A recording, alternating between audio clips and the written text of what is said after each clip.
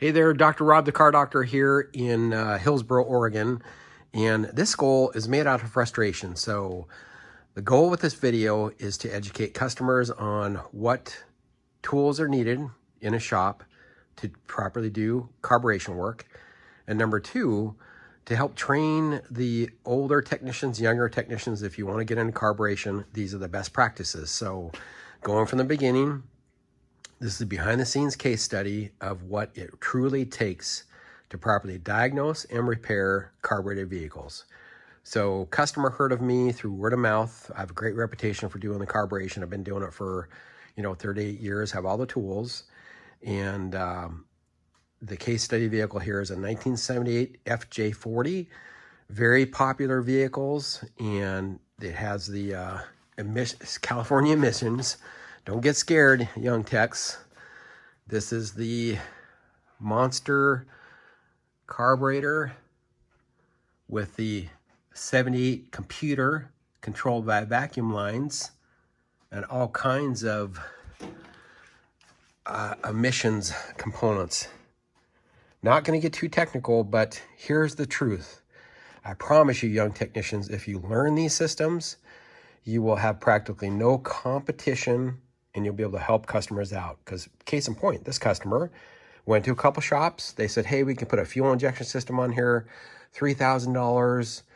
Customer's like, no, I'm old school. I want my carb. I want it to be dependable. Go up in the woods. So luckily he heard about me, and here's some best practices that starting from the beginning. Use a digital inspection program. I use bolt-on technology for pictures and diagnostic stories. I use Mitchell on Demand for my computer system. I take very good notes, detailed descriptions, do a very detailed inspection of the carburetor, letting the customer know, this is kind of we're at the end of the victory here, but on the carburetor, it had a torn accelerator pump. Visually, that's why I recommended a carb rebuild. That boot right there was torn. But before I did that, here are some best practices to make sure there's no other problems besides a carburetor. I use the Smoke Pro machine to check the vacuum systems. Beautiful machine. Company does a great job. You're able to test for vacuum leaks pretty quickly. On a side note, this does pressure and smoke, and quite honestly, it does not detect all of them.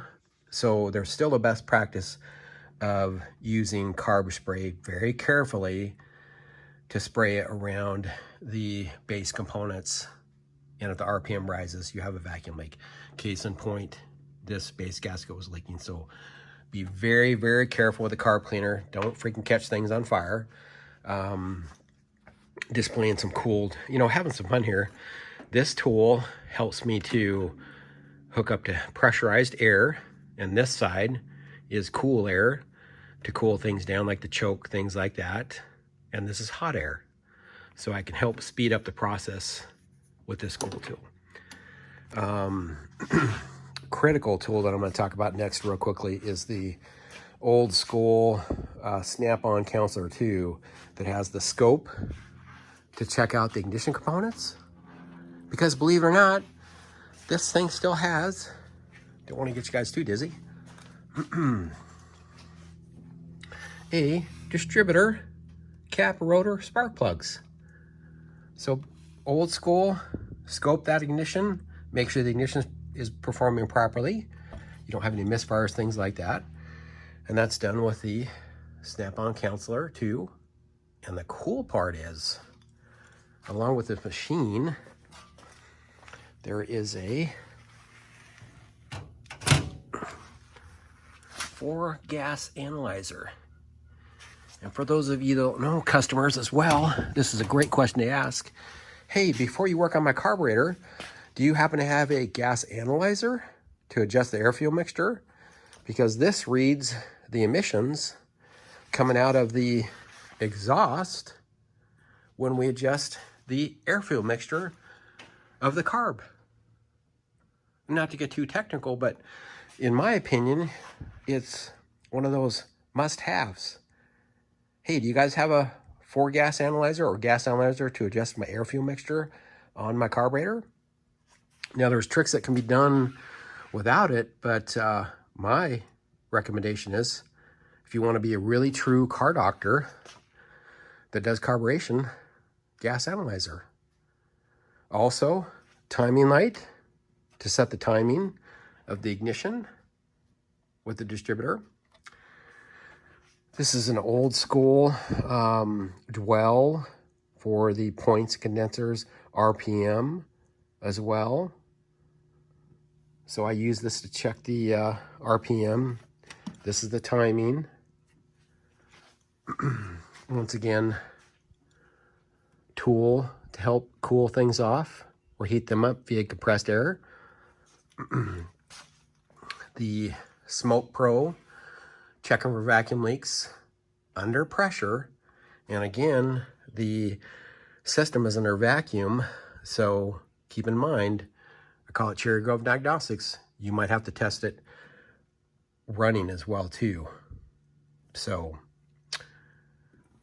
that is an overview of the tools. Other things to look for are, customer was really cool, has brought me the repair manual, and inside here, this is the thing too, there's nothing wrong with books. Everything's on the computer now, but sometimes that gets translation. What they do is they take the information and translate it and put it into the computer online, but sometimes they forget the information. So don't be afraid to whip out the books. And there's just, these older books are fantastic on how to adjust things and settings and things like that. The other critical information to have is information systems, just like I've mentioned. This one comes right out of one of the programs, so to help me figure out which vacuum lines go where. Not to go into too great a detail, but this does happen. When the vehicle arrived, you got to realize this thing is 78, so there's been a lot of hands on it, do-it-yourselfers, other technicians that didn't know, and I found a few of these vacuum lines that were misrouted. So, to basically wrap up this video and to help both customers with carburetors and technicians and shops that want to get into carburation, set yourself up with the correct tools that we've talked about, the correct support. Don't be afraid to ask for help. I'm very big on networking with other shops, helping each other, those types of things. Develop really good, take the freaking time to fill out your inspection reports using digital inspections. I use Bot. And tell your stories. Show pictures of these things. Show pictures of your readings. Visuals. Like I said, it's like kindergarten. They say a picture says 1,000 words. A good diagnostic story says another 500. So that's kind of the behind the scenes video on a 1978 Toyota Land Cruiser. Customer wanted his carburetor fixed, and we've done that. And we are very close to getting another awesome victory on a carburetor vehicle. So until next time, Dr. Rob, the car doctor here in Hillsboro, Oregon, over and out.